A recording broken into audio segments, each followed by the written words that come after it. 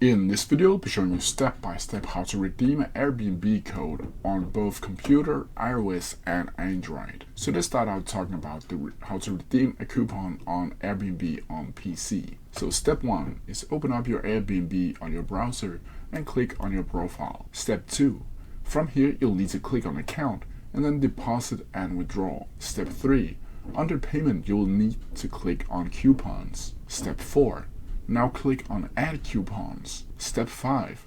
Type in your coupon code and click Redeem. Next, I'll show you step by step how to redeem coupons on Airbnb on iOS and Android devices.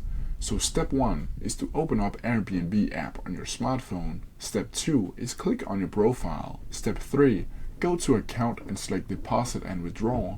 Step 4, under Payments, you will need to click Coupons. Step 5, click on Add Coupons.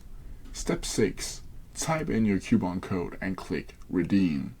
And that's how you do it. If you have any questions about it, please leave them down in the comment section below and I'll try my best to answer them as quickly as possible. See ya!